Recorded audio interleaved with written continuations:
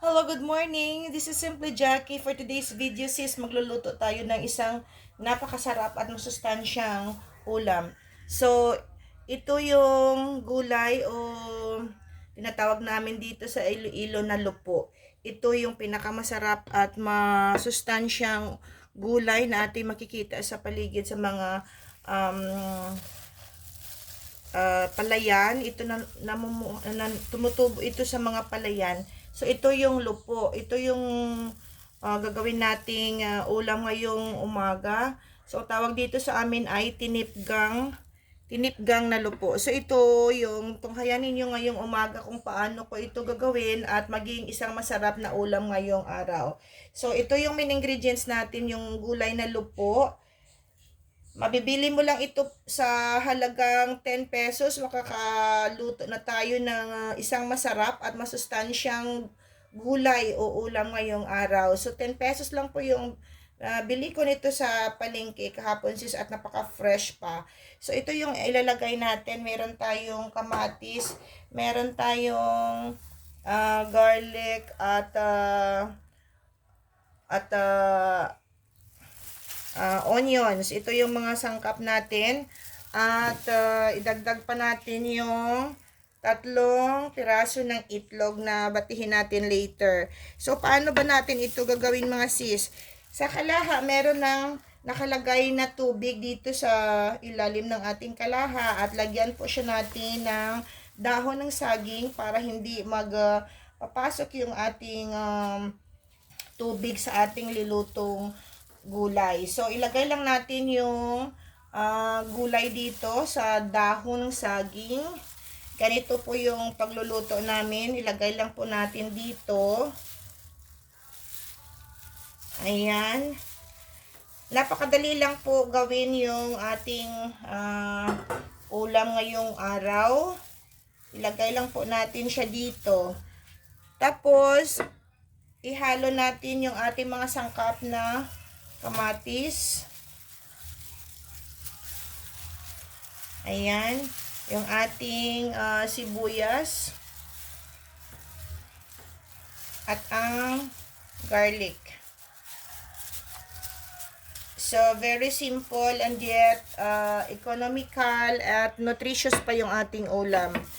So, lagyan siya natin ng asin.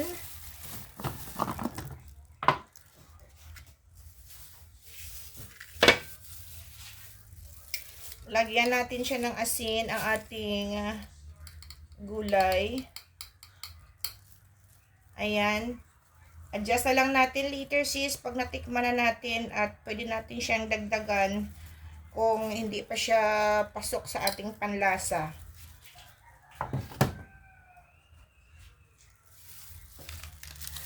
Then, konting seasonings. Ihalo na po natin. At batihin na natin yung ating itlog. So, 3 pirasong itlog ang ating nilagay dahil tamang-tama lang po ito sa ating dami ng ating gulay na lupo. So, sis, yung ating gagawin ngayon ay napaka-simple lang at isang masarap na ulam later yung ating ihahain sa ating hapagkainan. So, sa 10 pesos mo na mabibili sa palengke, ito yung ulam natin. Nutritious at masarap. So, ayan na po. So, ilagay na natin ang ating 3 pirasong itlog dito sa taas ng ating gulay. Ayan. Habang yung ating tubig sa ilalim ng kalaha ay kumukulo na, then, haluin natin ang mga sangkap. So, kaya natin siya nilagyan ng tubig sa ilalim para hindi siya masunog yung ating nilutong lupo. So, haluin lang natin para yung ating mga sangkap ay mag-distribute sa ilalim ng mga iba pang mga dahon ng lupo sa ilalim. So, ayan na po. And then, takpan lang natin siya at hayaang maluto ng ilang minuto. So, takpan lang po natin siya. Ito yung tawag na steam, yung tawag na process dito sis, dahil meron siyang tubig sa ilalim at pinakuluan natin. So, steaming or steam yung tawag dito sa ating process ng pagluluto.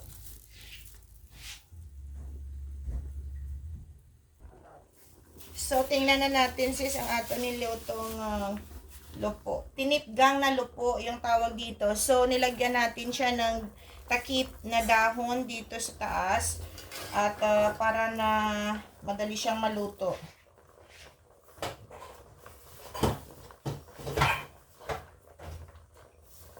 Yan. So, tingnan natin yung ating dahon. Ayan, nag-iba na yung kulay ng ating dahon ng lupo. And then, i-mix siya natin para yung sa taas maluto naman, no? So, ayan yung sa ilalim niya, nandito na yung mga sangkap. Yung itlog na nilagay natin kanina, nandito na rin, oh. Ayan. So, unti-unti na nag-iba yung mga kulay ng dahon niya. Then, i-mix lang natin para yung sa ilalim nito na mga sangkap ay dito na din siya sa taas. So, hinay-hinay lang. Unti-unti lang natin i-mix dahil yung ating dahon pinaprotektahan natin dahil baka masira. Ayan, yung kanyang mga sangkap at mga itlog na nilagay natin andito na sa ilalim nito sis. So ayan, kung makikita ninyo yung itlog andito sa ilalim, nandito na sa ilalim. So i-mix lang natin para na sa taas nito ay din sa itlog, no? Then takpan natin ulit. Takpan ulit ng dahon hanggang sa ito ay maluto. Hintayin natin sis, ilang minuto na lang yan. So sis, tingnan na natin dahil malapit na ito maluto, oh.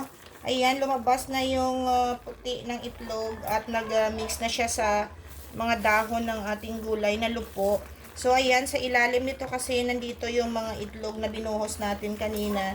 That's why na kailangan natin siya i-mix, no, para yung sa taas makaka-absorb din ng kanyang timpla doon sa ilalim.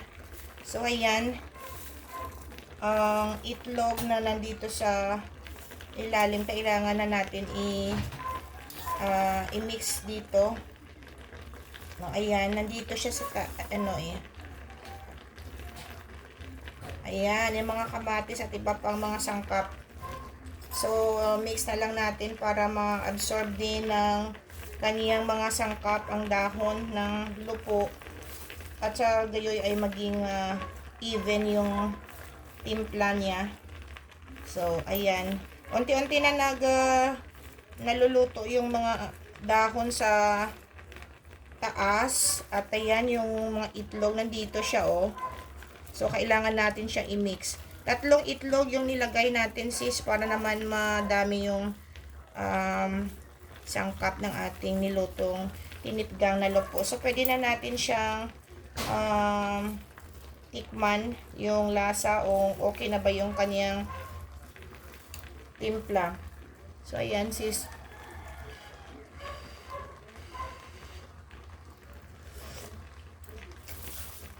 So, ang sarap. Ang sarap ng kanyang lasa dahil umaanggaw yung sabor ng ating asim ng kamatis at ang kanyang asin at asim. So, ayan. For 5 minutes na lang para maluto ng maayos yung mga dahon nito. So, meron pang tubig dito sa ilalim ng ating kalahasis. yung process dito, ito yung tawag na steam. So, 5 minutes na lang at pwede na natin siyang tanggalan sa kalay, sa apoy.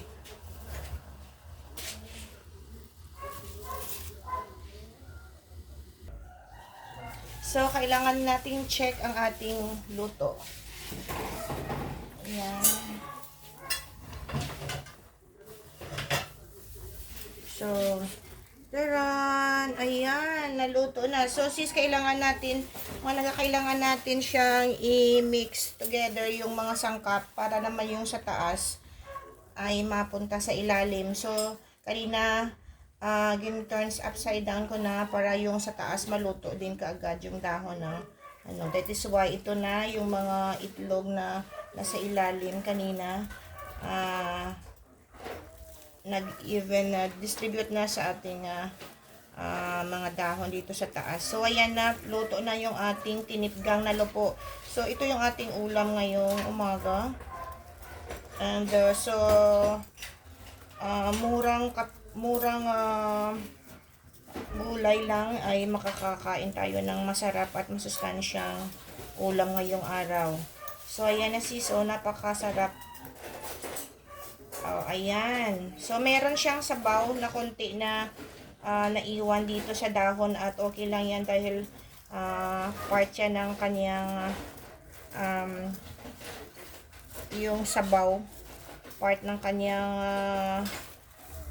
lasa ay nandito sa sabaw. So, hayaan na natin sabaw para pwede pa natin siyang iulam yung sabaw. So, naluto na yung ating tinipgang na lupo. So, ito yung ulam natin. So, pwede na natin siya i-transfer sa ating pinggan.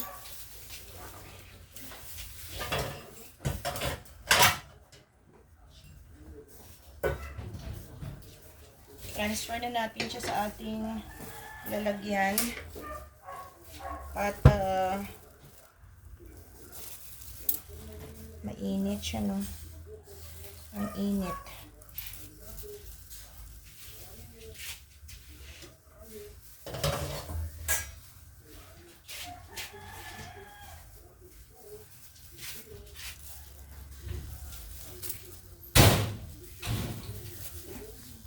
I-transfer na natin siya dito.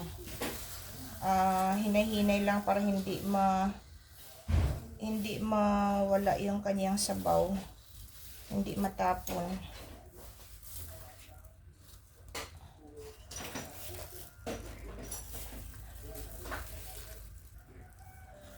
So, ayan.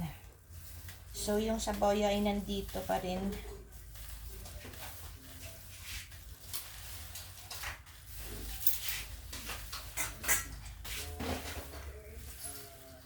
So, ito na yung ating ulam ngayong araw. Yung tinipgang na lupo. So, nutritious at napakasarap.